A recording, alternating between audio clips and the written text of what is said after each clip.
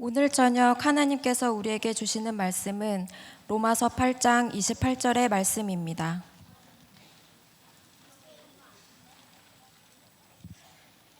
이제 하나님의 말씀을 봉독합니다. 우리가 알거니와 하나님을 사랑하는 자 곧 그의 뜻대로 부르심을 입은 자들에게는 모든 것이 합력하여 선을 이루느니라. 아멘. 예, 오늘 마지막 날이네요. 우리 다시 한번 다 함께 구호를 외치고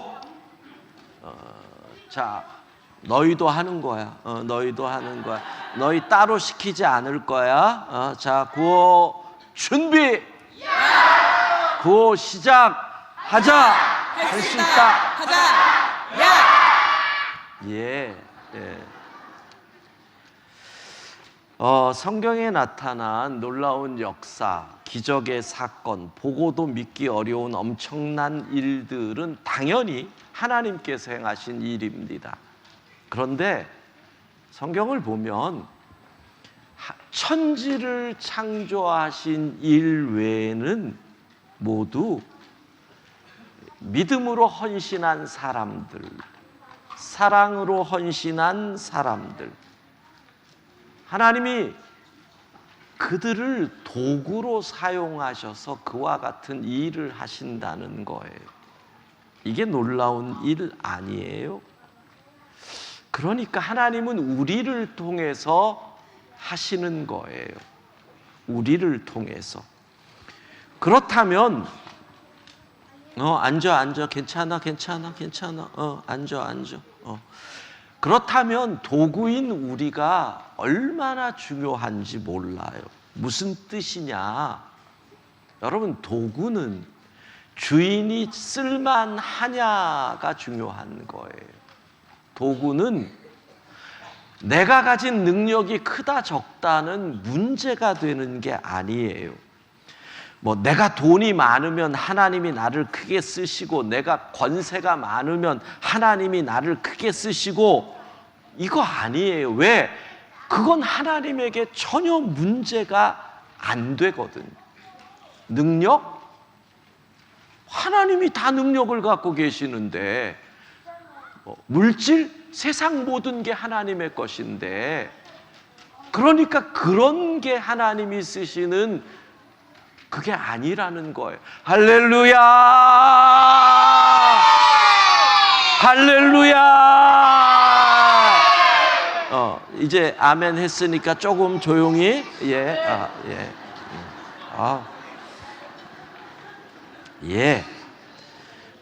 우리가 오늘 본문에 하나님이 합력하여 선을 이루신다고 했잖아요. 합력하여. 잘 생각해 봐요. 이 말의 의미가, 자, 건강도 부족해요. 지식도 부족해요. 학력도 부족해요. 돈도 없어요. 돕는 사람도 없어요. 그러니까 하나하나 따져보면 되는 게 없어요. 근데 돼요. 그게 뭐예요? 합력하여 선을 이루신다. 그러니까 나 없어요. 가난해요. 그래서 안 돼요. 이건 이 얘기예요. 하나님이 나를 안 쓰신다는 거예요. 제가 가진 게 없어가지고요, 이거 못해요. 하나님이 저를 안 쓰십니다라고 얘기하는 거예요. 여러분, 하나님이 누구를 쓰시느냐? 하나님은 정말로 믿는 사람을 쓰시고, 하나님은 전부 100%를 드린 사람을 쓰시고, 그 헌신을 사용하시고, 하나님은 정말로 주님을 사랑하는 자와 함께 일하십니다.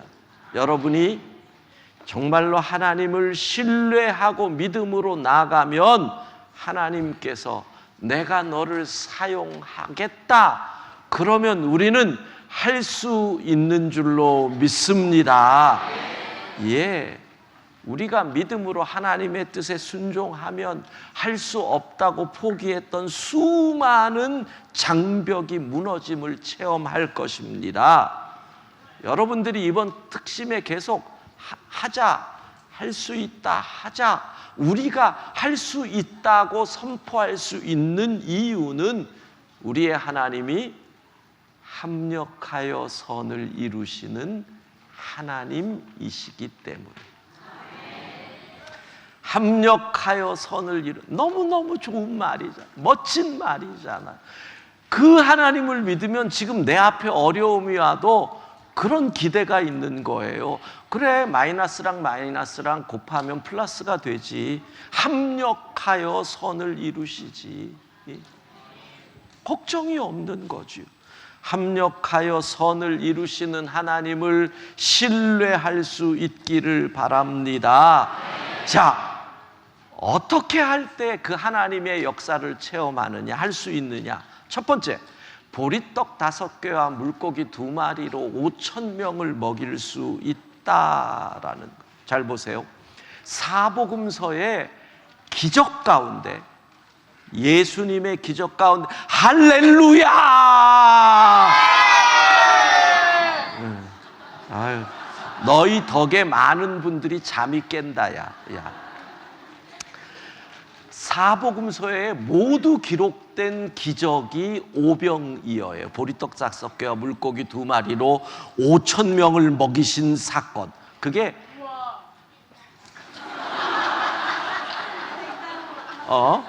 그래. 이게 다 나왔어요. 근데 우리는 이 기적이 어떻게 일어났는지는 잘 몰라요. 그냥 예수님이 기도했다. 근데 복음서 가운데 요한복음을 보면 아, 이게 마중물이 됐구나. 이걸 알 수 있어요. 9절. 요한복음 6장 9절이에요. 같이 읽습니다. 여기 한 아이가 있어 보리떡 5개와 물고기 2마리를 가지고 있나요?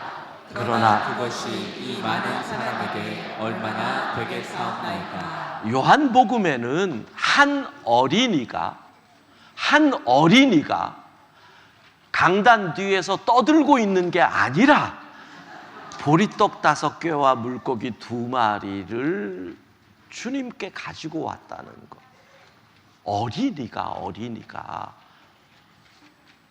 그러니까 이게 어디서부터 왔지? 어린이가.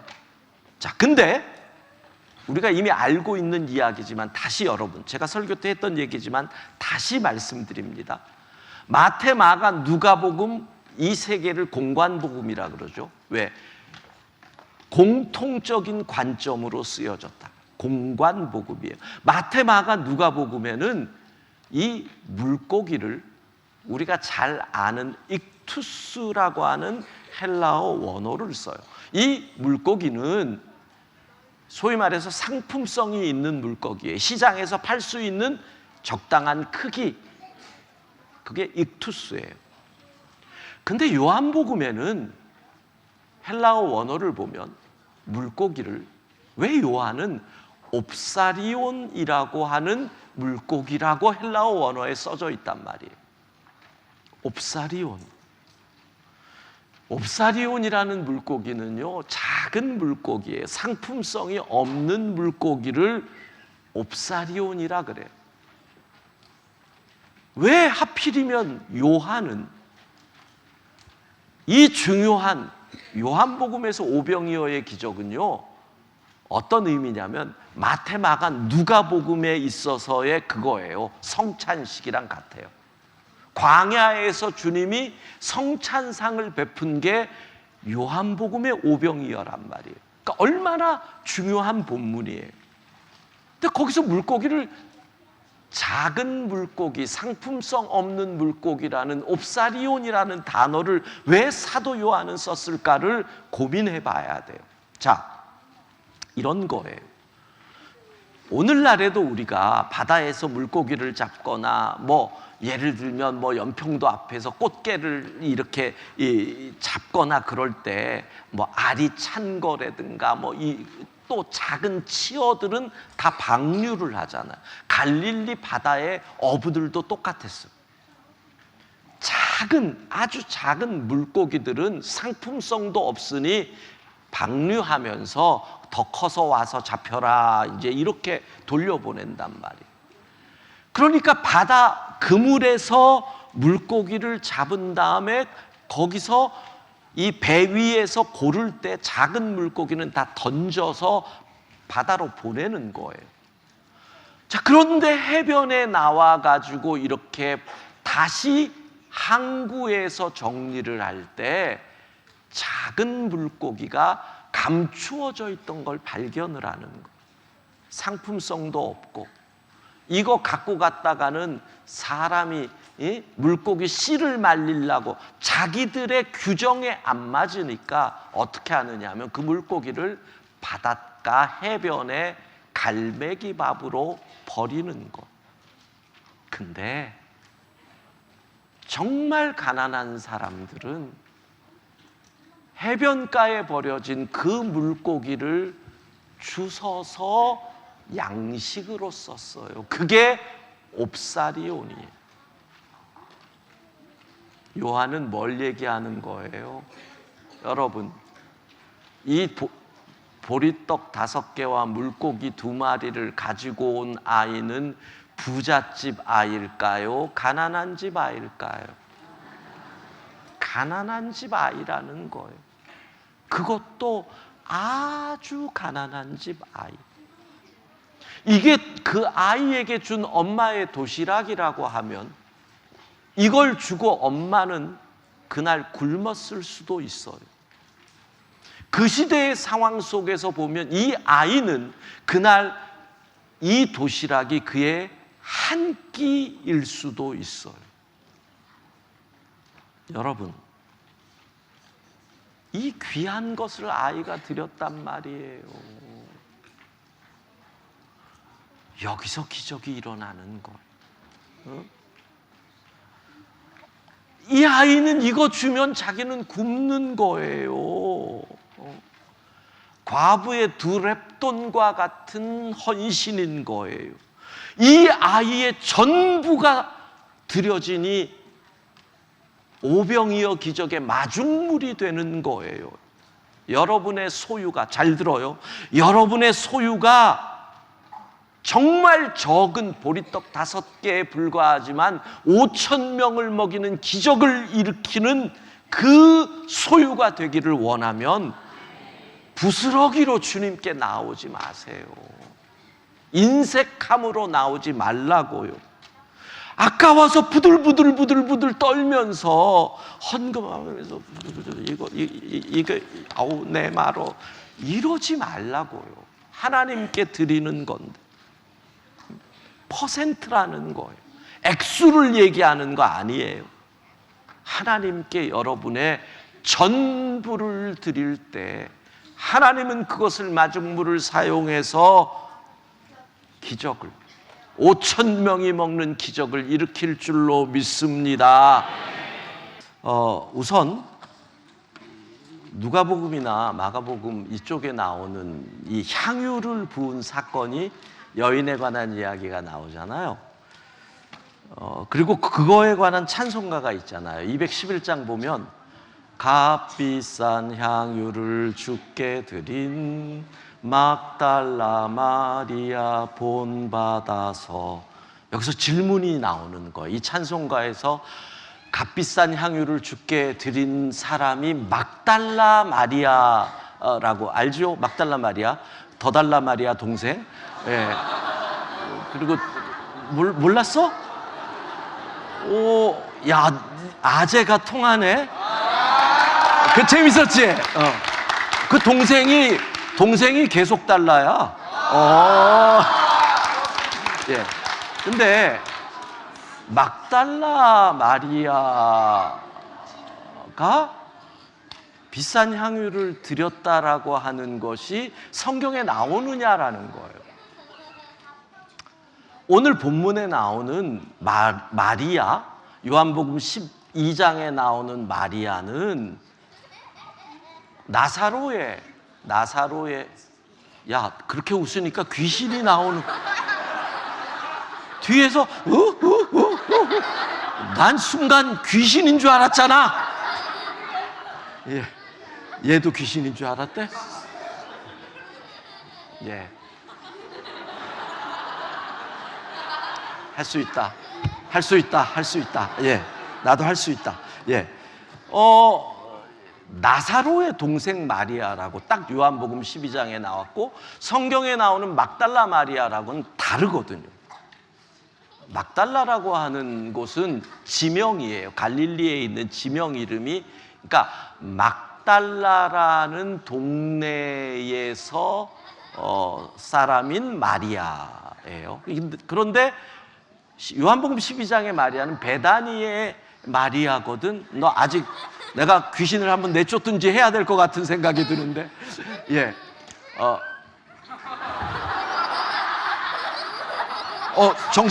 정신 차려. 할 수 있다. 나도 할 수 있다. 그러니까 베다니의 마리아하고 다르단 말이에요. 베다니의 마리아. 근데 그러면 누가복음 7장에 보면은 나오는 마리아는 죄인이라고만 돼 있어요. 그리고 우리는 전통적으로 이 죄인이 그 매춘을 했던 여인으로 보는데 이름이 안 나왔어요. 그러면 211장 찬송가는 뭔가 잘못된 것 아니냐? 왜냐하면 막달라 마리아는 성경에 보면 향유를 예수님께 부은 적은 없거든요. 하나 생각할 수 있는 게 예수님께서 십자가에 달려 돌아가시고 세 여인이 시체에 바르기 위해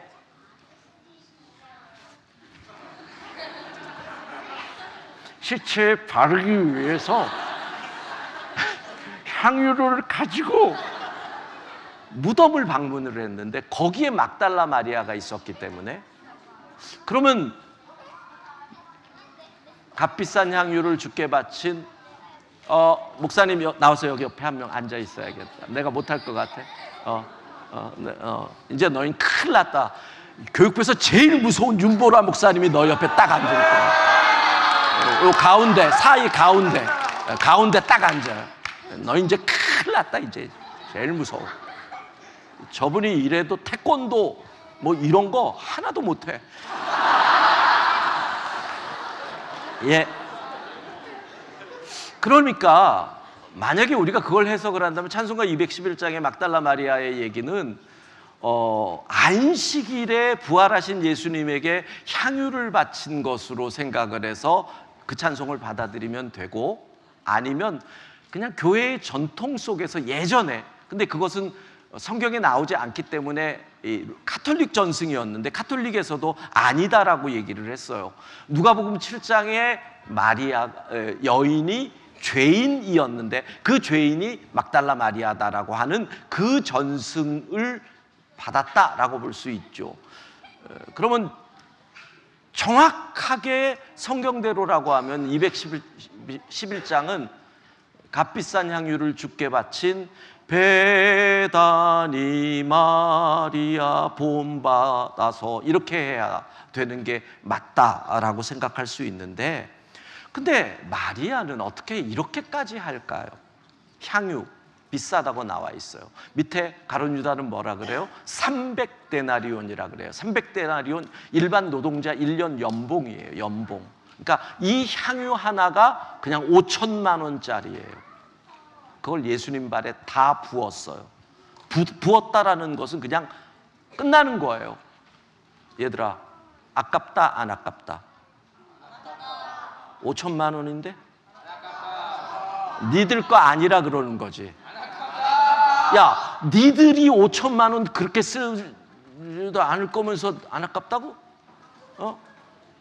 그걸 갖고 그 돈을 가지고 팔아서 가난한 사람들에게 먹을 걸 주는 건 어때?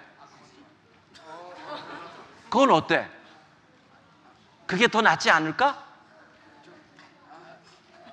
왜 말을 못해? 그게 가룟 유다가 한 얘기야. 예. 여러분, 그렇게 되는 거예요.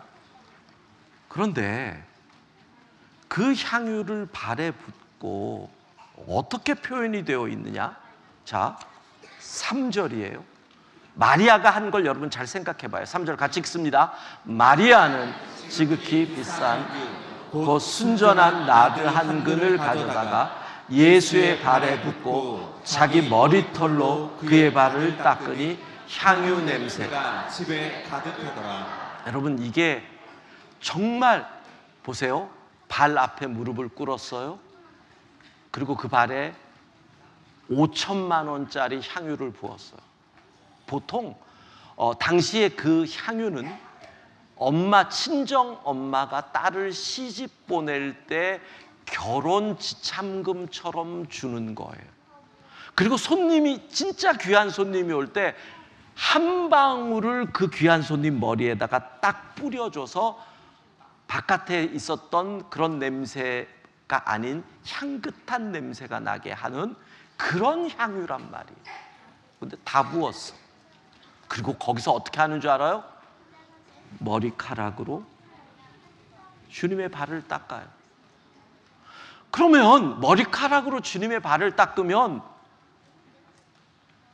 이 여인의 입이 주님의 발에 입맞춤을 안 했을까? 나는 했다고 봐요. 여러분 이게 예수님에게 했다는 것만 빠지면 이 여자는 미친 여자예요. 그렇잖아요. 예수님에게 했다라는 것만 없으면 5천만 원짜리를 그딴 식으로 하고 이야 발에다 입을 맞추고 머리카락으로 그 발을 닦아? 미쳤다. 근데 왜 그랬을까요? 왜 그랬을까요? 답은 이거예요. 주님을 너무 사랑해서. 주님을 너무 사랑해서. 이게 답이에요. 내 생명을 다 줘도 부족하게 여길 만큼 주님을 사랑한 거예요. 여러분, 마리아는 왜 그렇게 주님을 사랑했을까요? 딱 얘기하면 이거예요. 은혜를 입어서예요. 어떤 은혜? 요한복음 11장에 무슨 사건이 나와요? 그의 오라비 나사로가 죽었잖아.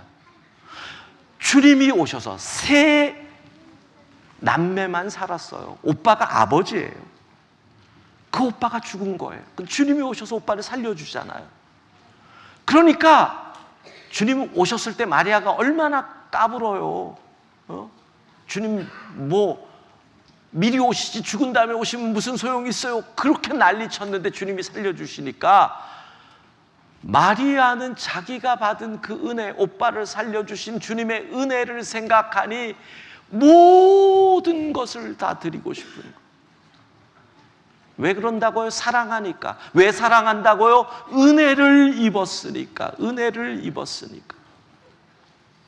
은혜를 알면 사랑을 해도 간절히 사랑하게 되는 줄로 믿습니다. 간절해져요. 여러분, 사랑을 간절하게 하는 거. 뜨겁게 한번 사랑하고 안녕 이게 아니에요. 간절한 거. 제가 최근에 간절함에 대해서 좀 생각을 해봤어요. 저희 딸이 집에 이제 토요일 날 저녁에 들어오더니 아빠, 왜 청년부 지민이가 결혼한대 그러는 거예요. 그래서 청년부 지난번 회장이었죠? 네, 지민이가 결혼을 한다는 거예요. 현석이랑 결혼을 한대요. 그렇게 기분 좋게 얘기하는 건 아니었어요. 왜 지민이가 자기보다 동생이니까. 예. 근데 9월 27일에 하는데 그래서 내가 지민이 결혼하는구나. 지난번 회장이었으니까. 근데 주례는 어떻게 한대? 그랬더니 주례가 없대 그러는 거예요.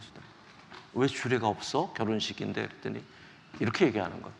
현석이는 아빠를 너무 좋아하고 아빠를 너무 사랑하고 자기 평생 소원이 목사님이 주례를 하는 건데 목사님이 토요일에 교회 외부에서 주례를 안 한다 그래가지고 목사님이 주례를 안 할 바에는 차라리 우리는 주례 없이 결혼을 하겠다 그러는데 그래서 내가 그 얘기를 딱 듣는데 이런 생각이 드는 거예요. 내가 뭔데 이렇게 얘네들은 간절할까? 그냥 너무 감사하기도 하고 미안하기도 한 거예요.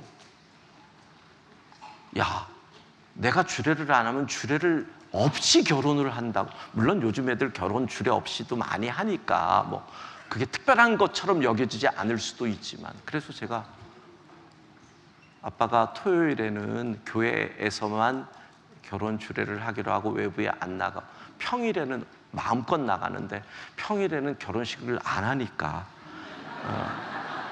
저 평일에는 어디 나가서 결혼 주례해요. 평일에 할 때 저를 좀 불러주세요. 근데 그래서 제가 그랬어요. 9월 27일에 지민이한테 연락해라. 내가 결혼 주례해 준다고 그래라. 그랬어요. 그래서 다른 이유 아니에요. 그렇게 간절한데 뭘 내가, 목사님 없으면 주례 없이 결혼한다고 하는데 뭘 내가 잘났다고 거기서 규정이니 규칙이니 그러고. 사실 그렇잖아요. 은혜는 규정을 어겨서 은혜가 임한 거거든. 율법이라고 하는 죄의 삭슨 사망이라고 하는 율법의 규칙을 어긴 그게 은혜거든. 그래서 내가 그 은혜를 입고 살았는데 내가 뭐 그 규정 그게 뭐 중요하다고. 9월 27일에 제가 결혼 주례하러 가기로 했어요. 간절함. 아, 그런 거구나. 제가 그 얘기를 듣고, 걔네들은 전혀 간절하지 않았을지 모르지만 저는 그렇게 해석을 했어요. 여러분, 내게 주신 은혜가 크면 클수록 주님을 더 뜨겁게 사랑할 수 있다는 거예요. 나 같은 죄인을 살리신 주의 은혜, 나를 사랑해서 아들까지 주신 하나님의 은혜, 참아주시고 또 참아주시고 내가 주님 앞에 돌아올 때까지 기다려주신 은혜, 성령께서 역사하심으로 주의 은혜가 내 가슴에 사무칠 때 그때 옥합을 깨요. 너무너무 주님을 사랑합니다. 여러분, 이 여인과 같이 주님을 사랑할 수 있기를 바랍니다. 예, 오늘 이 여인의 이야기로 만든 찬양이 바로 요 가사가 여기에 나와 있어요. 그래서 오늘은 저기 경남 사천의 남편 직장 때문에 가 있는 우리 정혜미 솔리스트 9월 27일 출산을, 지민이는 27일에 결혼을 하고 혜미는 9월 27일에 출산을 예정하네. 예, 우리 시원 솔리스트 하다가 프랑스에서 유학하고 또 왔는데 지금 남편 직장으로 경남 사천에 있거든요. 근데 제가 우리 혜미 찬양에 늘 은혜를 받아서 출산 앞두고 있는데 올 수 있냐 그랬더니 오늘 6시간을 차를 타고 와서 사천에서 6시간을 차 타고 왔고 지금 찬양 부르다가 아기가 갑자기 나올지도 몰라. 여러분, 요거 가사 보면서 그 간절한 사랑을 생각하면서 함께 찬양으로 은혜를 받겠습니다.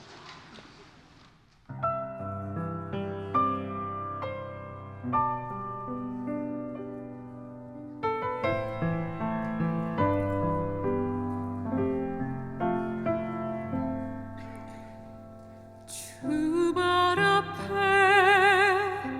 무릎 꿇고 그 사랑에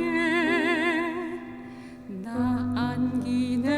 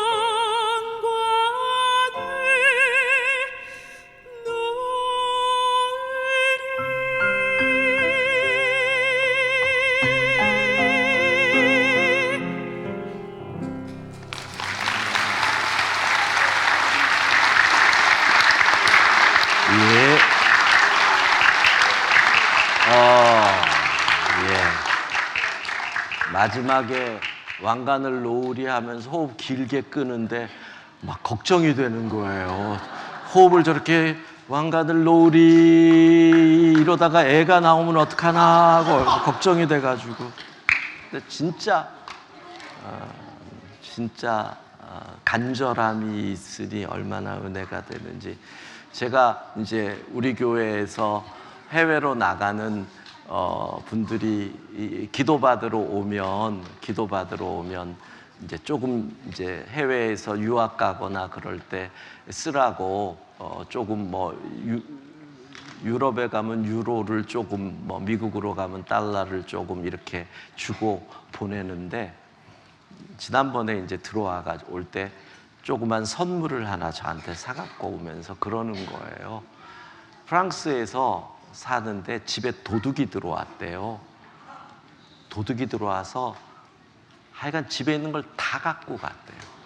다 갖고 갔는데 놀랍게 내 선물 꾸러미는 제일 잘 보이는 곳에 딱 포장해서 해놨는데 그거를 딱 놔두고 갔더래요.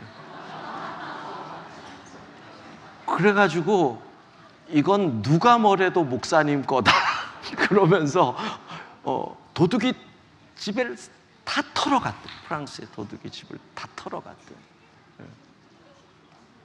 그러면서 이제 그 작은 거라면서 갖고 오면서 그 간증을, 그 속에서 있었던 간증을 나눈 기억이 나는데, 오늘 찬양에도 큰 은혜를 받았습니다. 자, 정리를 하고 우리 아이들을 위로 보내고 그 위로 나갈 건데, 오늘 우선 우리가 해야 될 것은 우리 아이들과 다 같이 있을 때 이번 가을 특심을 위해서 수고한 14교구, 그리고 우리 영접부, 늘 차량 영접까지 수고, 감사의 박수를 우리 다 같이. 감사합니다. 예, 감사드립니다. 너무너무 수고 많이 하셨습니다. 감사를 드리고요. 오늘 열심히 나온 아이들, 자녀들, 손주들, 할아버지, 할머니가 이럴 때 고맙다, 잘했다 하고 용돈이라도 줘야 되는 거. 그렇지, 당연한 거야. 너희 잘했으니까. 할아버지, 할머니가 할아버지, 할머니들이 이렇게 해야 돼요. 아이들이 자기 용돈으로 하나님 앞에 헌금을 딱 했을 때는 그렇게 하셔야 돼요. 너 정말 잘했다 그러면서 용돈 헌금한 거에 배를 줘야 돼.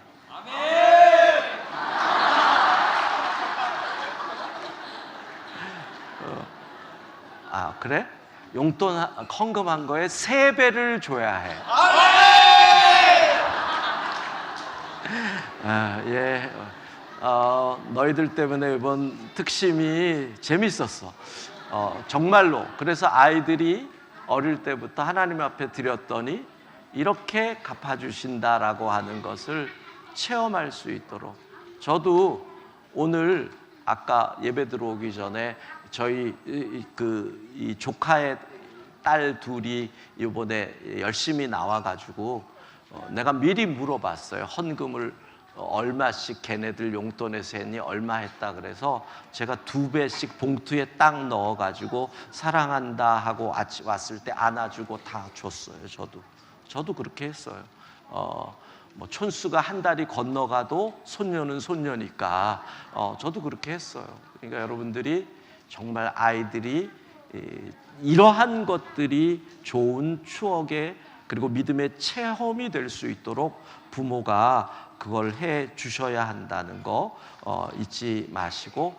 자, 출애굽기 17장 8절부터 15절까지를 보면 우리가 말하는 여호와 니시의 사건이 나옵니다. 여호와 니시라는 말은 여호와는 나의 깃발이라는 뜻입니다. 여호와 니시의 뜻이 뭐라고요? 여호와는 나의 깃발. 예. 여기서 깃발이라는 것의 첫 번째 의미는 승리를 상징하죠.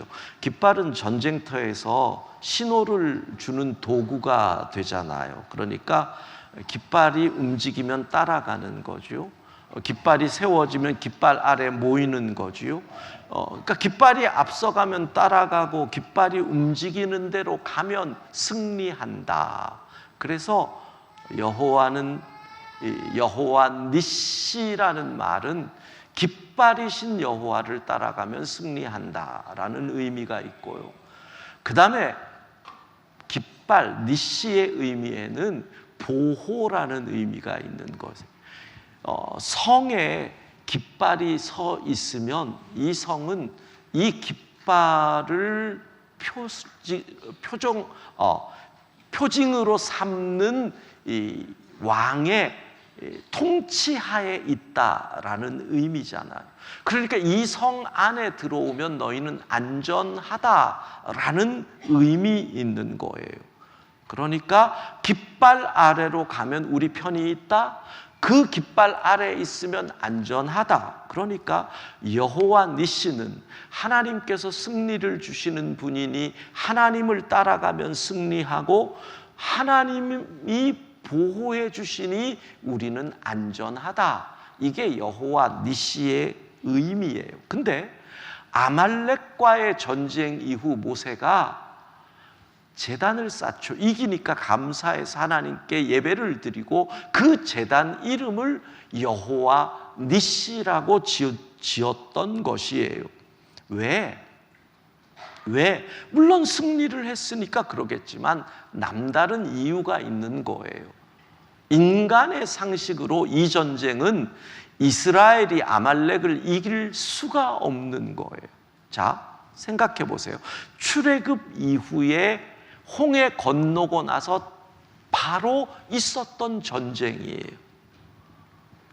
그러면 이스라엘 백성들이 첫 번째로 그 르비딤이라고 하는 그 지역에 특별히 고대의 전쟁에서 정말 중요한 건 뭐예요? 지리예요. 지리. 지형을 하나도 몰라요.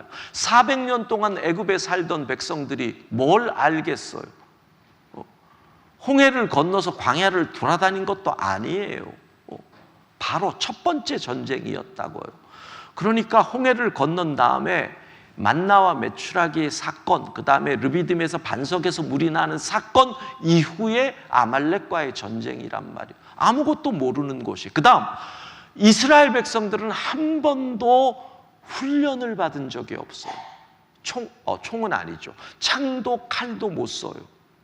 진영도 못해요. 여러분, 고대의 전쟁에 있어서 정말 중요한 건 진을 짜는 거거든요. 근데 이런 걸 노예로 뭔 훈련을 받았겠어요? 그러니까 이 전쟁은 이길 수 없어요. 이길 수 없는 전쟁인데 이겼으니 뭐라고 고백해요? 승리를 주신 분은 하나님이십니다. 이게 여호와 니시의 의미가 되는 거예요. 그런데 우리는 오늘 본문에서 여호와 니시의 은혜가 임하는 비결 여러분들이 세 가지를 배우셔야 돼요. 이 세 가지가 여호와 니시의 그 승리를 우리의 삶에서 준다라는 거예요. 자, 먼저 10절, 11절, 10절 출애굽기 17장 10절, 11절 같이 읽습니다. 여호수아 모세의 말대로 행하여 아말렉과 싸우고 모세와 아론과 훌은 산 꼭대기에 올라가서 모세가 손을 들면 이스라엘이 이기고 손을 내리면 아말렉이 이기더니 모세가 손을 들면 이스라엘이 이긴다는 거예요. 이 손은 뭐예요? 기도의 손인 거죠. 성경은 우리에게 얘기해요. 기도하면 이긴다. 기도하면 이긴다. 왜? 기도하면 하늘이 움직이는 거예요. 하늘을 움직이게 하는 것, 하나님을 움직이게 하는 것이 기도인 줄로 믿습니다. 그러니까 기도했다는 거예요. 손을 내리지 않았다는 거예요. 명확하게 보여주잖아요. 광야로 가는 이스라엘 백성들에게 너희는 하늘의 은혜로 살아야 돼. 하늘의 은혜가 뭔지 보여줄게. 그러면서 기도의 손을 올리면 밑에서, 산 밑에서 전쟁을 하는데 손을 올리면 이스라엘이 가면 아말렉이 막 도망을 가요. 그냥 그러다가 힘들어서 손을 내리면 아말렉이 와오고 이스라엘이 가. 위에서 보이는 거예요. 보면 뭐예요, 여러분? 보면 기도 안 하면 안 되는구나. 그래서 믿음의 가문이 중요한 거예요. 여러분, 지금 당대에 예수님 믿기 시작한 분들은, 여러분들은 갑절은 기도를 더 해야 돼요. 갑절은 쉽지 않아요. 저희들은 부모님이 기도하는 걸 봤거든요. 그리고 기도할 때마다 일어나는 역사를 눈으로 봤거든요. 그러니까 기도가 얼마나 능력 있는지를 말 안 해도 아는 거예요. 말 안 해도 아는 거예요. 근데 그걸 모르면 어떡해? 못 보면 어떡해? 그러기 때문에 모세와 아론과 훌에게 하나님이 보여주시는 거죠. 광야 생활하지? 봤지? 기도에 손 올리는 거면 이기는 거 봤지? 손 내리면 지는 것 봤지? 어떻게 광야를 살아야 돼? 기도하지 않으면 안 된다는 거 알지? 보여주시면서 기도하라는 거예요. 여호와 니시의 은혜를 체험하는 첫 번째, 기도의 손이 내려오지 않기를 바랍니다. 두 번째, 아론과 훌이 모세의 손을 잡은 거예요. 손잡고 함께 하나님께 나아간 거예요. 여러분, 지도자들이 하나가 된 거예요. 싸우고 미워하고 분열된 지도자들이 있으면 전쟁은 결코 승리할 수 없는 거지요. 승리할 수 없는 거예요. 근데 모세가 손을 내리기가 지치니까 옆에서 아론과 훌이 손을 자기들이 잡고 같이 올려준단 말이에요. 한 마음이 된 거예요. 한 마음. 집에서 부모가 한 마음 안 되면 자식들이 전쟁에서 져요. 싸움에서 져요. 마찬가지예요. 나라도 마찬가지예요. 지도자들이 하나 되지 않으면 그 나라는 패배하는 거잖아요. 보여주는 거예요. 하나 될 때 승리할 수 있다. 세 번째, 백성들이요, 르비딤에서 아말렉과 전쟁을 하는 거예요. 여러분, 이게 진짜 중요한 거예요. 보세요. 이스라엘 백성들 이제까지 광야로 나와서 출애굽하면서 자기들이 한 거는 걸은 거밖에 없어요. 그리고 투덜댄 거밖에 없어요. 몸쓴 거 없어요. 목마르다고 하니 반석에서 물이 나왔죠. 배고프다 하니 만나와 메추라기를 먹이셨죠. 앞에 홍해바다가 있는데 어떻게 해요? 했더니 홍해바다를 갈라주셨죠. 뒤에 애국 군대가 따라오는데 어떻게 해요? 구름기둥과 불기둥으로 막아주셨죠. 그들이 한 거 하나도 없어요. 근데 하나님 뭐라 그래요? 이제 너희의 희생이 필요한 때가 됐다. 이제 너희가 싸울 때가 됐다. 이제 너희의 헌신이 필요한 때가 됐다.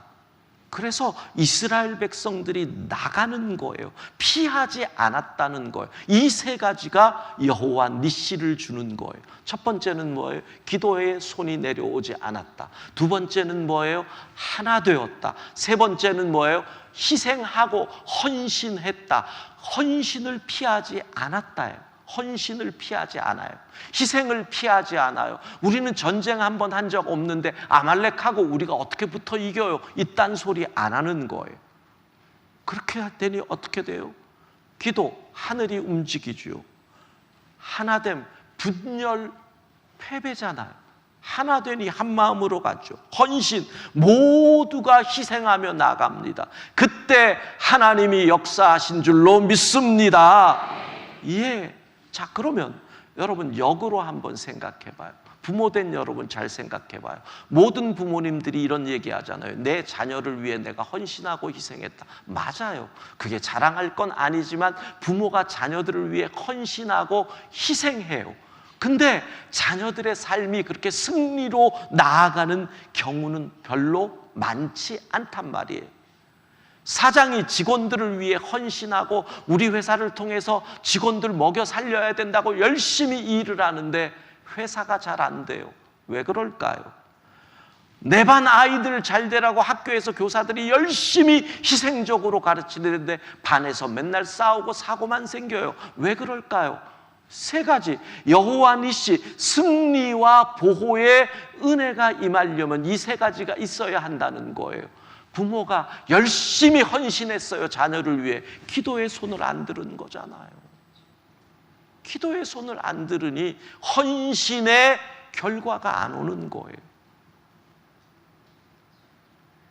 부부간에 화목하지 않으니, 하나 되지 않으니 아무리 헌신하고 희생한들 자녀들에게 결과가 선하게 안 나오는 거예요.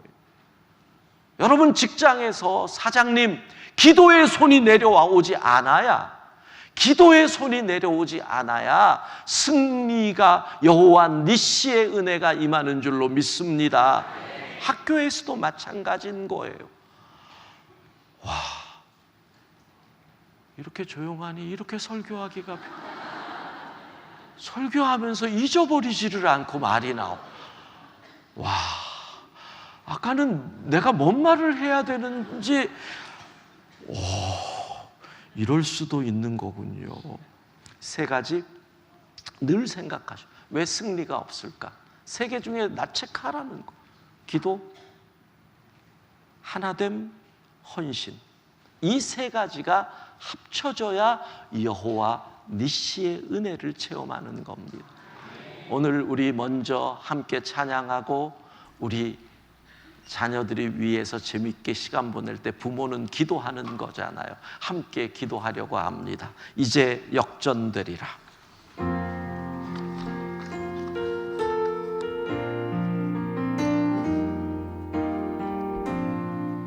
기도를 멈추지 마라. 눈앞의 상황이 마음을 먹고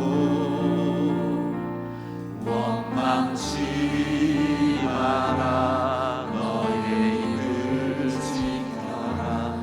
적은 너의 입을 보고 있다. 마음을 뺏기지 마라. 내가 널 도우지 않는단 소리에 너의 모든 게 불리해도 저 기도를 계속해라. 너 기도를 멈추지 마라. 멈추지 마라. 내가 너의 그 모든 상황을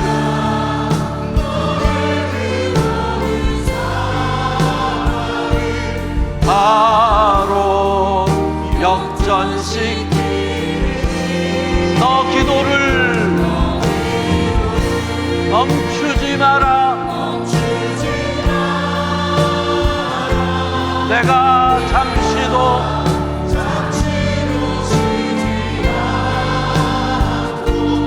모든 걸 지켜보고 너 기도를 멈추지 마라. 너 기도를 멈추지 마라. 내가 너의 그 모든 상황을 바로 역전시키. 너 기도를 멈추지 마라. 손 들고 찬양합시다.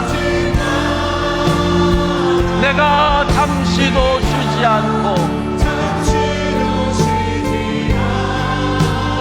모든 걸 지켜보고 있으니 바로 역전되리라. 역전되리라. 바로 역전되리라. 바로 역전되리라. 이제 역전되리라. 이제 역전되리라. 여러분의 아말렉이 무엇입니까? 여러분의 자녀가 여러분의 아말렉일 수도 있고요, 경제적인 문제가 아말렉일 수 있습니다. 회사의 상관이 아말렉일 수도 있습니다. 예. 여러분의 가족이 아말렉일 수도 있습니다. 하나님, 기도의 손을 내리지 않겠습니다. 기도하겠습니다. 여호와 니시의 하나님을 체험하게 해달라고, 하나님의 승리와 하나님의 보호하심이 기도하는 우리와 함께할 줄로 믿습니다. 여러분의 아말렉을 물러나게 해달라고 기도하겠으니 하나님 도와달라고 우리 주여 한번 부르고 간절히 기도합니다. 주여! 자비하신 하나님, 자비하신 하나님, 우리의 아말렉이 물러나기를 원합니다. 하나님, 우리가 기도의 손을 내리지 않겠습니다. 하나님 앞에 기도하며 나아갈 때 하늘이 움직일 줄로 믿습니다. 우리가 기도의 손을 내리지 않는다면 아말렉이 물러나고 패배하고 우리는 승리할 줄로 믿습니다. 하나님, 우리가 이 시간에 간절히 기도하옵니다. 여호와 니시 하나님을 체험할 수 있게 하여 주옵소서. 주여!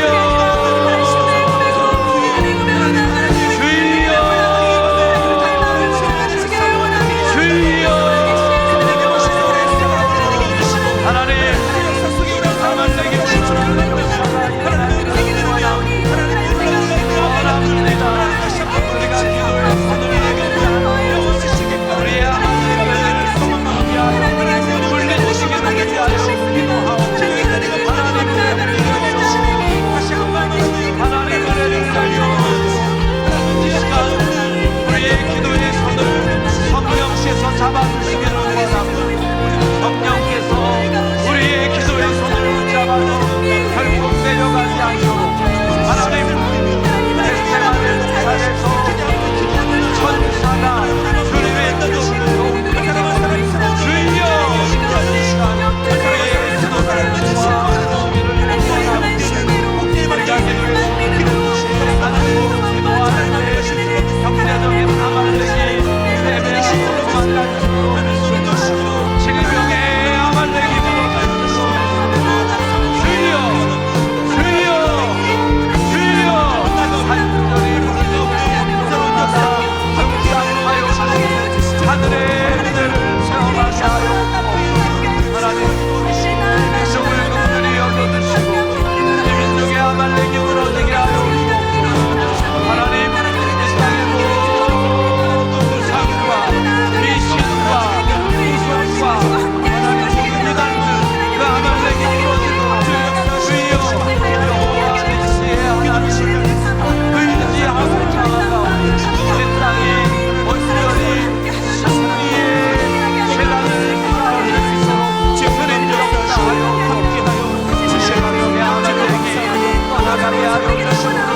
하나님, 우리 직장에 아말렉이 무너지게 하여 주시옵소서. 사업체에 아말렉이 무너지게 하여 주시옵소서. 여호와 니시 하나님, 여호와 니시 하나님을 의지하옵소서. 주여, 우리의 기도에 응답하여 주시고 힘을 주시고 은혜를 주시기를 원합니다. 하나님, 우리가 간절히 기도할 때 기도를 멈추지 않을 때 역전의 역사가 일어날 때 간절히 기도하는 성도들마다 힘을 내려주옵소서. 힘을 내려주옵소서. 힘을 더하여 주옵소서. 하나님 도와주옵소서. 주여, 주여, 주여! 역시나 하나님, 하나님, 기도할 때마다 아말렉이 떠나가는 것을 우리의 눈으로 목도하게 하여 주옵소서. 그 기도가 우리의 체험이 되게 하시고 그 기도가 우리의 믿음이 되게 하시고 그 기도가 우리의 산증이 되게 하시고 주님 역사하여 주옵소서. 하나님 함께 하여 주시기 원합니다. 하나님 도와주시옵소서.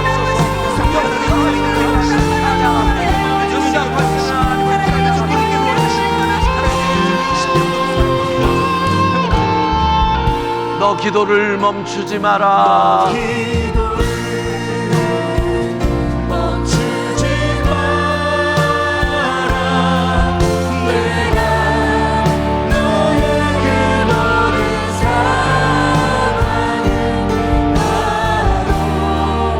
역전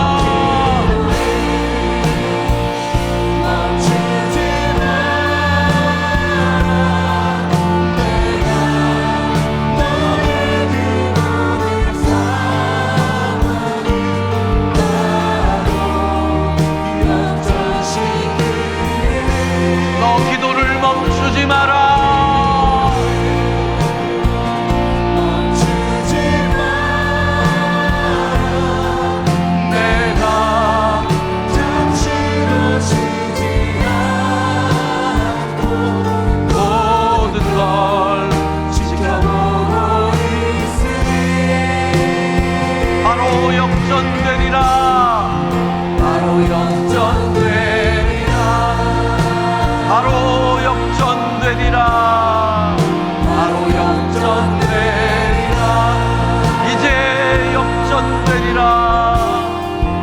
이제 역전되리라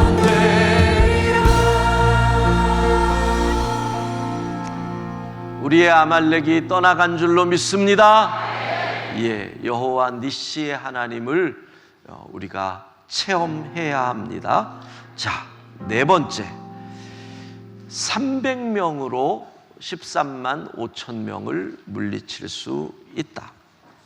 우리가 잘 아는 기드온, 사사 기드온과 미디안의 전쟁이지요. 미디안 모인 사람들 군대의 수가 13만 5천 명으로 되어 있습니다. 이스라엘 싸우자고 기드온이 사사가 돼서 모읍니다. 그랬더니 정말 이스라엘 백성들 치고는 많이 모였습니다. 3만 2천 명이 모였습니다. 그러면 3만 2천 대 13만 5천도 게임이 안 되는 거잖아요.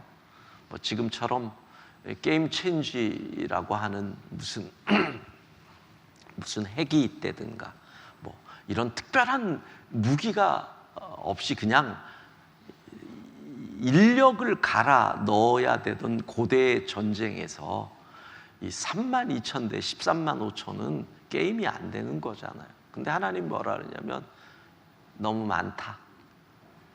무서운 사람들 가게 해라. 그랬더니 2만 2천 명이 떠납니다. 예. 2만 2천 명이 떠나니까 이제 10,000명이 남은 거예요. 10,000명. 근데 하나님이 10,000명 대 13만 5천 명이면 1대 13.5잖아요. 그 정도면 해볼 만한가요? 옛날에 한가닥 했던 분들은 다 내가 혼자서 10명 정도는 전설의 이야기들이 있잖아요. 근데 하나님이 이것도 아니라는 거. 그럼 어떻게 해요, 하나님? 내가 방법을 알려줄게. 내가 선택한 사람. 그럼 이상한 방법을 주셔요. 저 강가로 가가지고 물가로 가서 여러분 알다시피 오늘 말씀처럼 물 마시게 해라. 그랬더니 10,000명이 물을 마시는데 어떤 사람은 목이 말랐든지 그냥 무릎을 꿇고 물에다가 그냥 입을 대고 마시는 사람이 있고 또 그냥 무릎도 안 꿇고 그냥 물에 팍 얼굴을 담그는 사람도 있고. 근데 누구를 선택하느냐면 딱 손으로 물을 담아서 그리고 입으로 이렇게 이 물을 핥아서 먹는 300명.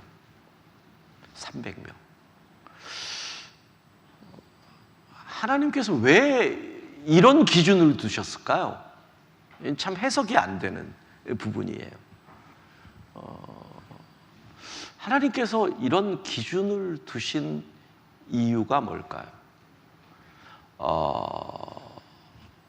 조선시대 같으면 하나님이 우리는 다 양반의 자손이기 때문에 물을 마실 때도 개처럼 엎드려서 먹는 상껏들은 나는 쓰지 않는다.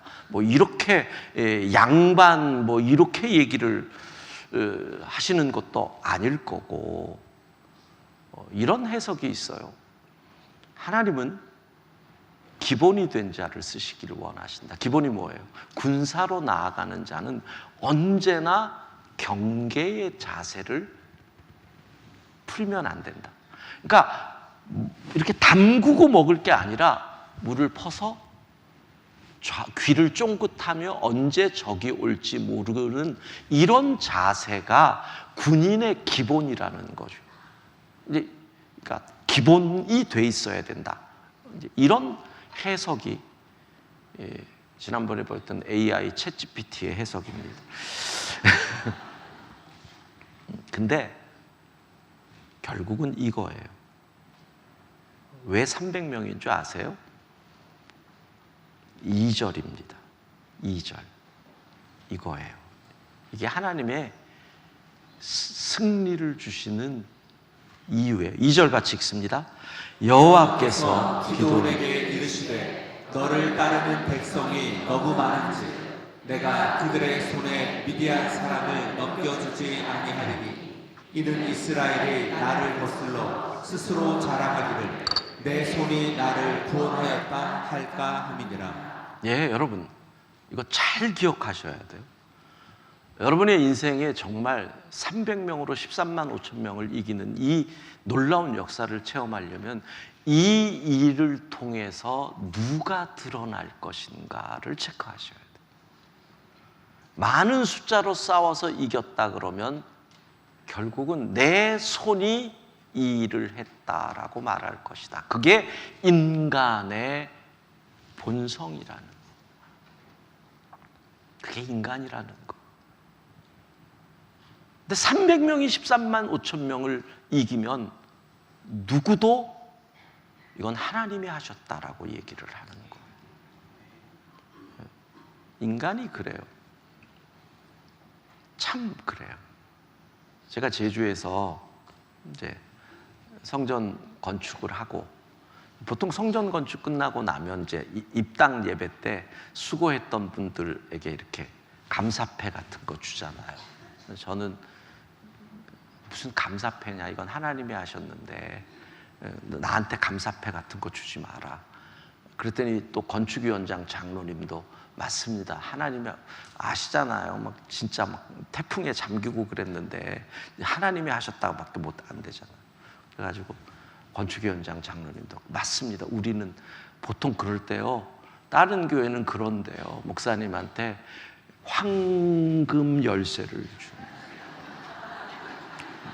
내가 꼭 그렇게 달라고 얘를. 그러니까 여러 의미로 있는 거죠. 베드로에게 줬던 그 반석, 이 열쇠라는 의미도 있고, 새 예배당의 문, 이런 그런 식으로 절대 하지 말라고. 근데 인간이요. 그리고 다 끝났는데 진짜 아무것도 안 주니까 섭섭하더라고. 와, 그래서 속으로 그랬어요. 그런다고 아무것도 안 주냐? 제가 그러면서 인간이 얼마나 어떤 존재인지 알겠더라.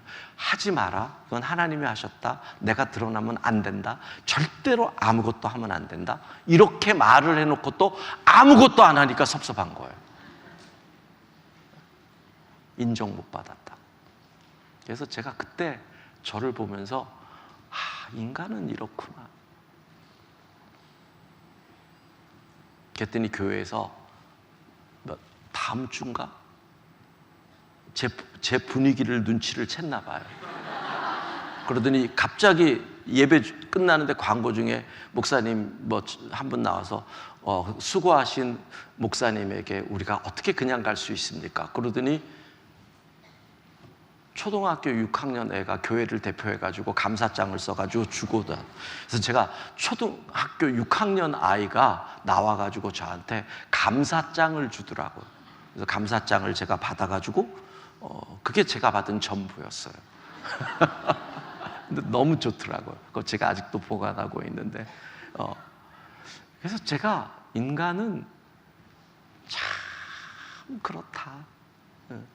아무리 나를 치고 내 몸을 쳐서 복종을 시켜도 인간은 그런 존재다. 여러분들 이거 보세요. 이번 회사에서 이런 계약을 되면 진짜 내가 승진하고 회사에서도 인정받고, 그래서 기도하는 거, 하나님 이거 되게 해주세요. 불가능해 보이는데. 그 관점이 뭐냐고요. 거기서 질문은 이거예요. 이 계약이 될 때 하나님의 영광이 드러날까? 근데 생각해봐요. 하나님의 영광이 드러나고 안 들어가는 그 사람의 평소를 보면 알잖아요. 평소에 잘 될 때마다, 돈 잘 벌 때마다 교만하고, 베풀기보다는 자기만 알고, 그런 사람이 급하니까 이번 일 잘 되게 해주세요라고 기도할 때 하나님이 내가 너를 안다. 이번 일 잘 돼봤자 너는 더 교만해질 뿐이다. 하나님 영광이 안 드러나는데 왜 하나님이 13만 5천 명을 물리치게 만들겠냐라는 거예요. 여러분, 아이가 수능 끝나고 나서 하나님 스카이 들어가야 됩니다. 잘 생각해 봐요. 그게 하나님 영광이 될까요? 그걸 생각하라는 거예요. 여러분, 기도를 할 때 급하니까 막 기도를 하는데 생각을 해보세요. 그 아이가 그렇게 해서 좋은 스카이 대학에 들어간다고 하나님께 영광이 될까를 솔직하게 생각해 보란 말이에요. 평소에 교회 예배도 안 다니고 기도도 잘 안 하니까 급해서 기도하면 하나님 뭐라고 생각하시고 되면 얘가 더 교만해질 텐데 이 일로 나를 더 떠날 확률이 높은데 여러분, 차라리 실패가 겸손하게 할 수 있거든요. 그러니까 오늘 나의 승리는 내가 급하다 안 급하다가 아니에요. 어제 하나님 앞에서 어떻게 했느냐를 생각하시고 그 속에서 내가 이게 될 때 하나님의 영광이 드러날 것이냐를 생각해 보라는 거예요. 내 힘으로 감당할 수 없는 문제 13만 5천 명, 우린 300명이에요. 그때 이 일로 하나님이 하셨습니다가 고백될 수 있다면 여러분의 인생에 300명이 13만 5천 명을 물리치는 역사가 일어날 줄로 믿습니다. 이게 기드온이 미디안을 이긴 이유입니다. 다섯 번째, 우리를 가두고 있는 감옥의 문이 열릴 수 있습니다. 자, 사도행전 16장 23절부터 이렇게 보면 바울과 실라가 옥에 갇히죠. 뭘 합니까? 옥에 갇힌 상황에서 그들의 선택을 집중해야 됩니다. 여러분의 인생에 옥에 갇힐 때가 있습니다. 빌립보 옥. 빌립보 옥의 특징은 뭡니까? 억울하다. 왜? 잘못한 것 없는데. 잘못한 거 없는데 갇힌 거잖아요. 여러분이 억울하다, 누명을 뒤집어 썼다. 아, 빌립보 옥에 갇혔다. 이렇게 생각하시면 돼요. 또 빌립보 옥은 뭐예요? 매를 맞았어요. 질병, 아파요. 그러니까 질병, 고통 속에서 꼼짝을 못해요. 예, 이거 빌립보 옥이에요. 그 옥은 뭐예요? 또 착고에 채워 있어요. 내가 질병으로 인해서 거동도 불편하고 살아가는 것도 꼼짝을 못해요. 이것도 빌립보 옥이란 말이에요. 그 빌립보 옥에서 어떻게 자유해져요? 바울의 선택이 뭐예요? 실라의 선택이 뭐예요? 이렇게 딱 나오잖아요. 25절 같이 읽습니다. 한밤중에 바울과 실라가 기도하고 하나님을 찬송하며 죄수들이 듣더라. 자, 여기서 여러분에게 던지는 질문이에요. 바울은 도대체 무슨 기도를 했을까? 한번 고민해 보세요. 여러분 한번 생각해서 머릿속으로 한번 정리를 해보세요. 그렇게 억울하게 매 맞고 누명 뒤집어 쓰고 심지어는 옥에 갇혔는데 온몸이 쑤시고 착고에 채워가지고, 그러니까 이 칼을 쓴다 그러잖아요. 칼을 쓰는데 이 칼이 손과 발까지 묶어버리는 거예요. 꼼짝도 못하는 거죠. 그 상황에서 무슨 기도를 했을까요? 바울의 기도의 내용을 여러분이 추측해 보라고요. 이런 게 성경 묵상하는 훈련이에요. 그러면 이제 그 다음 훈련은 뭐겠어요? 나 같으면 어떻게 기도를 했을까? 이렇게 되는 거잖아요. 여러분, 바울이 어떤 기도를 했을까요? 하나님 빨리 나가게 해주세요, 이런 기도했을까요? 아니면 하나님 너무 아픈데 좀 고통 좀 사라지게 해주세요, 이런 기도를 했을까요? 뭐 했을 수 있어요. 그건 모르니까. 근데 바울은, 저는 이렇게 생각해요. 하나님, 내가 지금 이곳에 갇혀서 매를 맞고 있는 이 일이 빌립보의 복음 전파의 조금의 장애도 장애물도 방해도 되지 않게 하옵소서. 하나님, 이것 때문에 빌립보 교회, 이제 막 새순이 돋아나서 자라나는 이 교회가 어려움 겪지 않게 하옵소서. 바울은 그렇게 기도하지 않았을까요? 그리고 한 걸음 더 나가면, 하나님, 그럼에도 불구하고 끝까지 나의 사명 감당하기 원합니다. 여러분, 옥에서 어떤 기도 하셔야 할지 알겠어요? 옥에서 힘들다고, 억울하다고 신세 타령을 하는 사람은 옥을 못 벗어나요. 그냥 억울하다고, 아프다고, 살려달라고만 하는 사람은 그 옥에서 못 벗어나더라고요. 거기서 사명을 얘기하고 하나님의 나라를 바라보는 사람들이 그 옥에서 자유해지거든요. 그러면 어떤 찬양을 불렀을까요? 물론 그 시절에 무슨 찬양인지 모르지만, 그러면 대부분 이 환난과 핍박 중에도 이 대부분 이 찬양 생각을 하는데, 저는 만약에 지금 시대라면 바울이 이 찬양을 불렀을 것 같아요. 내가 예수 복음 전한 것에 후회가 없습니다. 우리 바울의 심정으로 함께 찬양해 볼까요? 나는 주를 섬기는 것에 후회가 없습니다.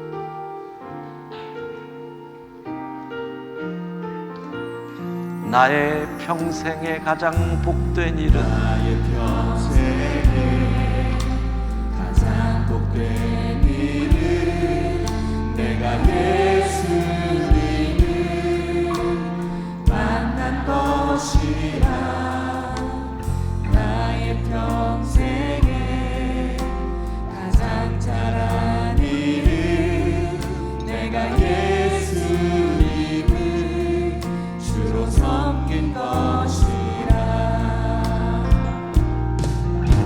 이 세상 살 동안 내가 걷는 길, 때론 험하여서 넘어질 때도,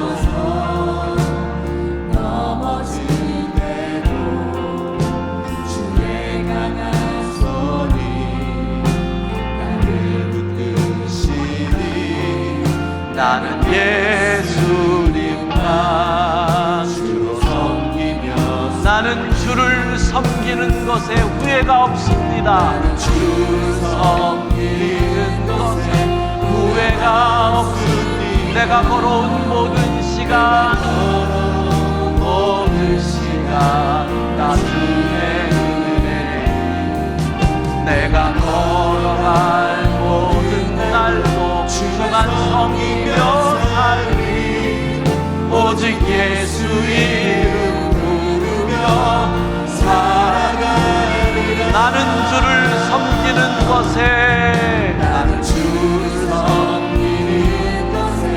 후회가 없습니다.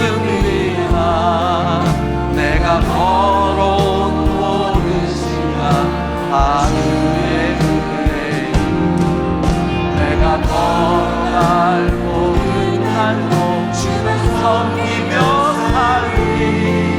오직 예수 이름 부르며 살아가리라. 이곳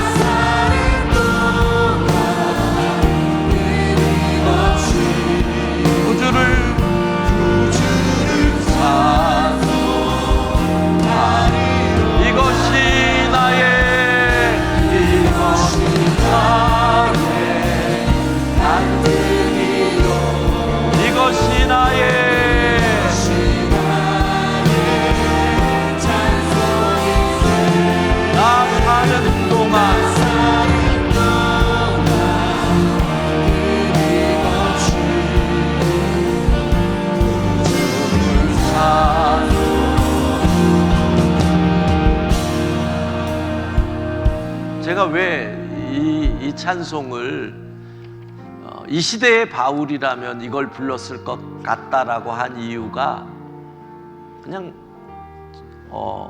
제가 설교 준비를 하면서 이 찬양을 같이 불렀거든요. 바울의 마음으로. 근데 부르면 부를수록 바울이 이 고백을 했을 것 같아요. 옥에서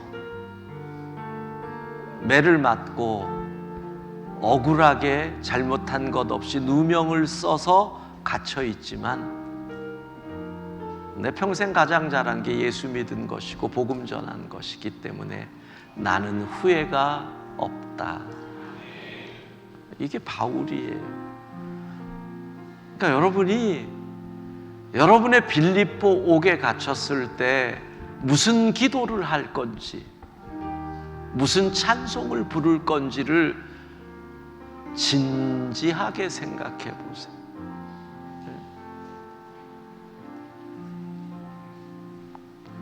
내가 부르는 찬송, 내가 어떤 찬송을 부르, 내가 어떤 기도를 할까?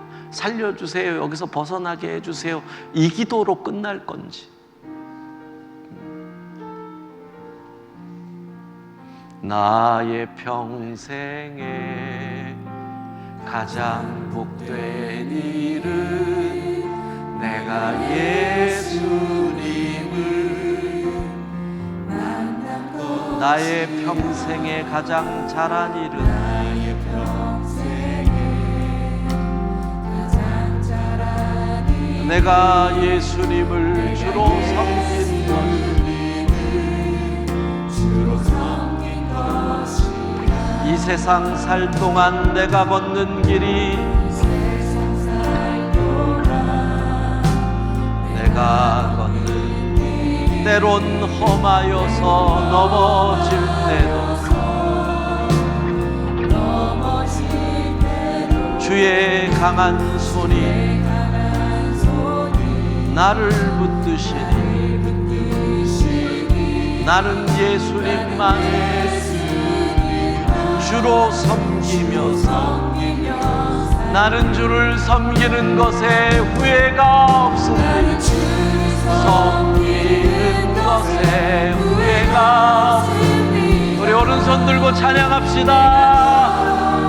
모든 시간 다 주의 은혜, 내가 걸어갈 모든 날도 주만 섬기며 살리.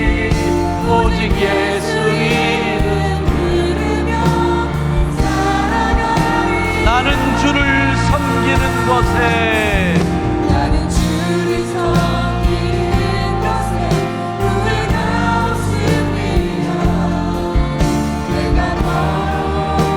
걸어오는 시간 주의 은혜, 내가 걸어갈 모든 날도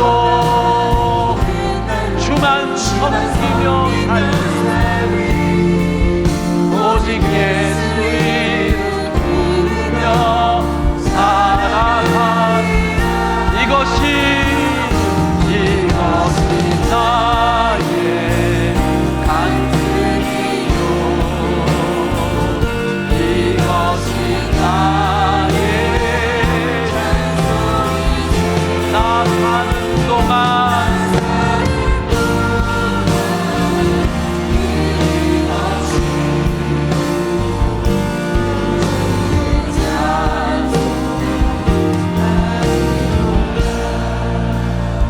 보세요.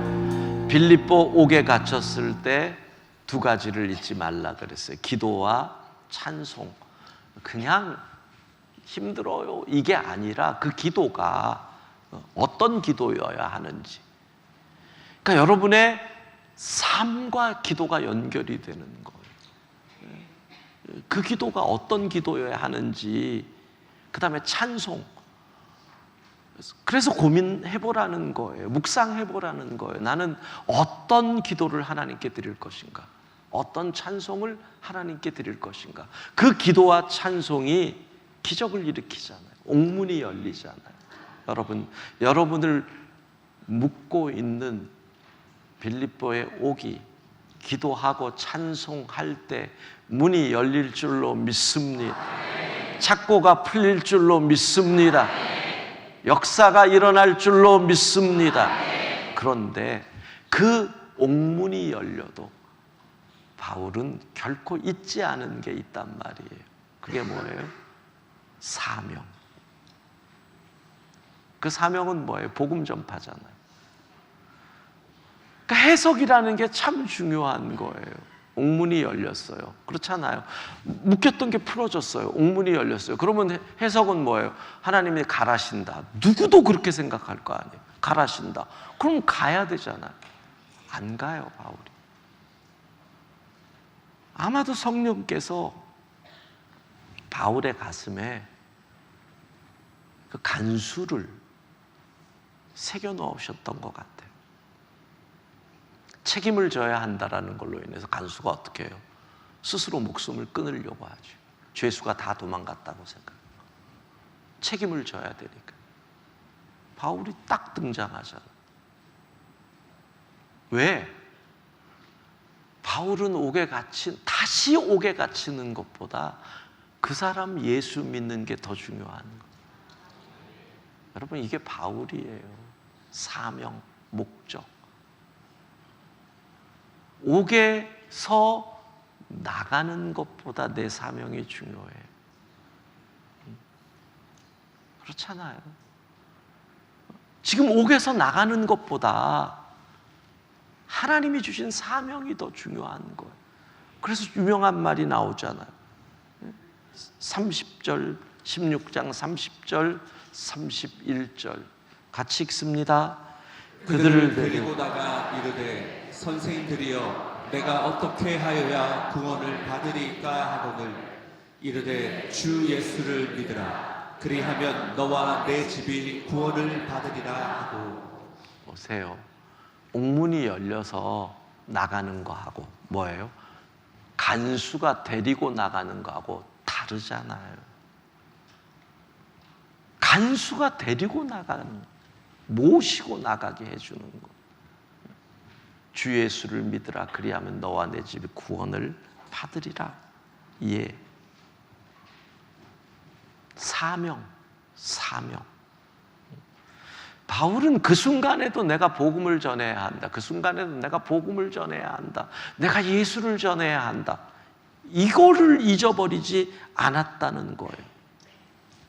사랑하는 성도 여러분, 복음 전파 위에 나는 일을 하고, 복음 전파 위에 학교에서 가르치고, 복음 전파 위에서 나는 돈을 벌고, 할렐루야.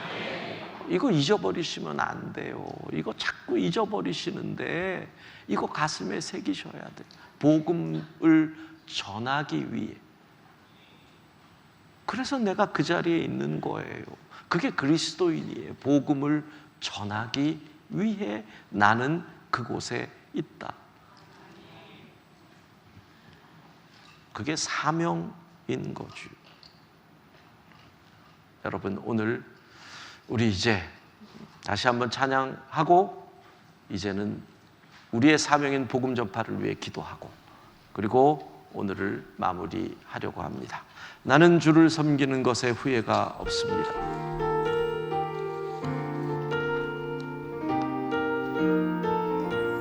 나의 평생에 가장 복된 일은 나의 평생에 가장 복된 일은 내가 예수님을 만난 것이라. 나의 평생에 가장 잘한 일은 가장 잘한 일은 내가 예수님을 주로 섬긴 것이라. 이 세상 살 동안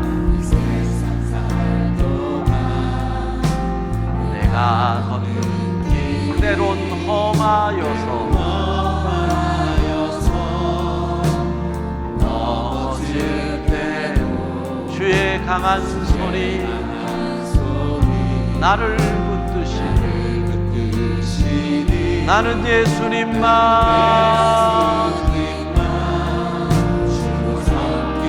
함께 손들고 찬양합시다. 나는 주를 섬기는 것에 후회가 없습니다. 내가 걸어온 모든 시간 나 주의 은혜, 내가 걸어갈 모든 날도 주만 섬기며 살리 오직 예수 이름 부르며 살아가. 나는 주를 섬기는 것에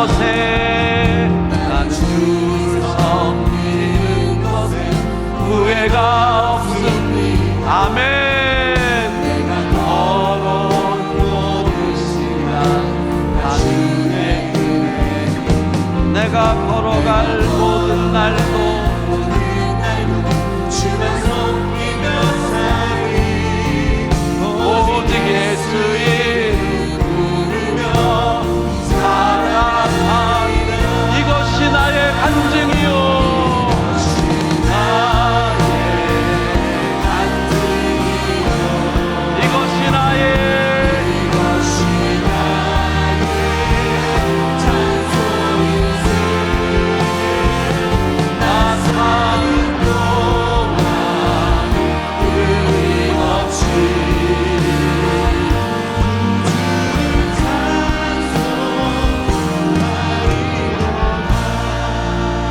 우리 이 시간에 같이 기도하기 원합니다. 우리의 영원한 사명인 복음 전파를 위해서 10월 온교우 출석 전도주일이 있습니다. 여러분들의 전도 대상자들 이름 부르며 기도하기 원합니다.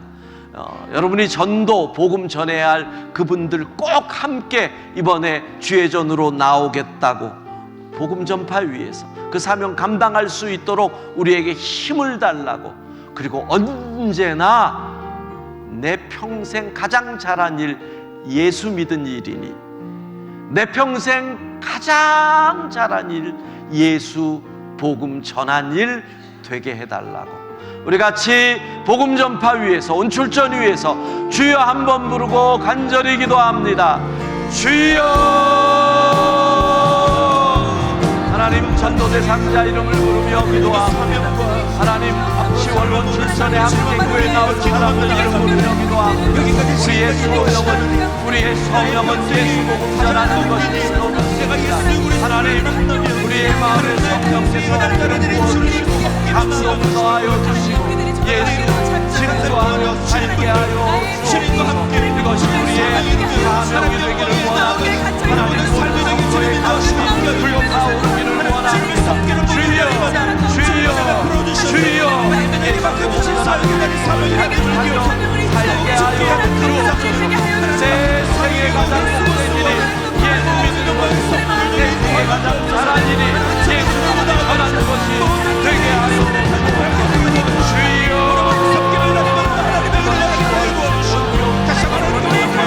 하나님 은혜를 주셔서 우리가 복음 전파의 사명을 감당하여 함께 전도하고 함께 예수를 전하고 함께 선포하는 은혜가 일어나게 하여 주옵소서. 주여 역사하여 하늘의 은혜를 체험하시고 주님으로 하옵소서.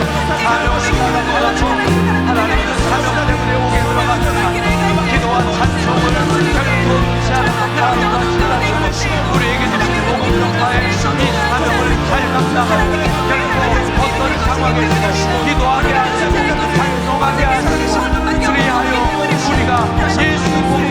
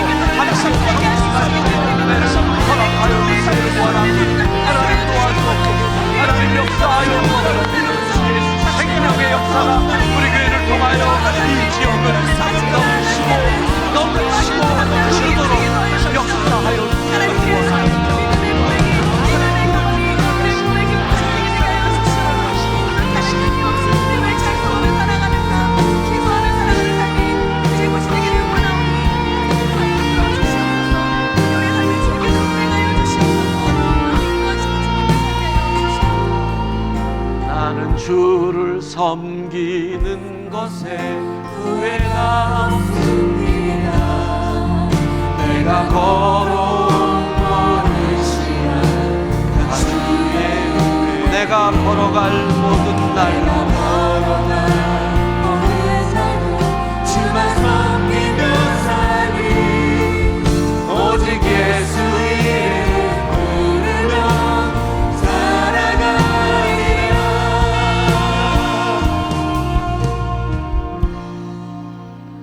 예수 믿은 거 후회하는 사람 손 들어 보세요. 예수 믿은 거 후회하는 분 손 들어 없죠?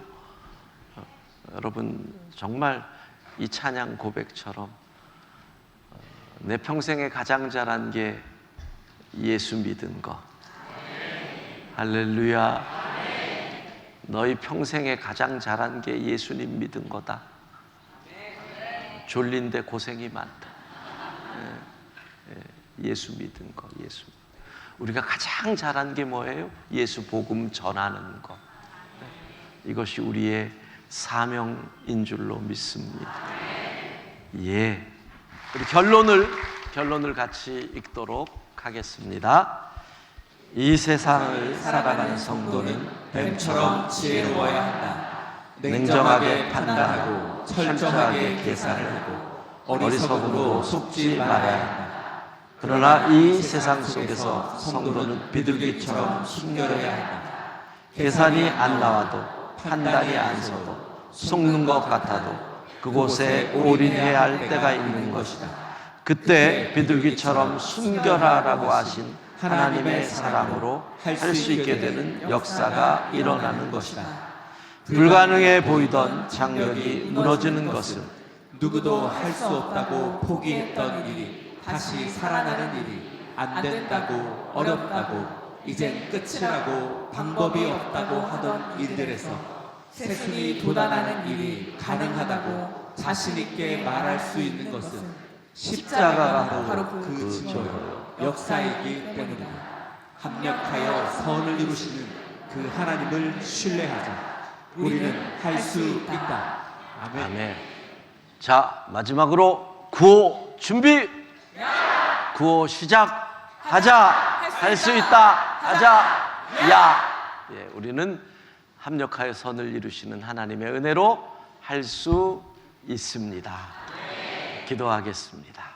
이제는 우리 주 예수 그리스도의 은혜와 하나님 아버지의 크고 놀라우신 사랑하심과 성령의 감동 교통 충만하심이 할 수 있다는 믿음으로 하나님을 신뢰하고 삶의 자리로 나아가는 모든 주의 자녀들, 특별히 지난 5일 애쓰고 수고하며 온몸으로 섬긴 14교구 식구들, 또 차량 안내 위에 땀 흘리고 열심으로 섬겨준 우리 영접부원들 위해 이제로부터 영원까지 함께 하시기를 간절히 축원하옵나이다.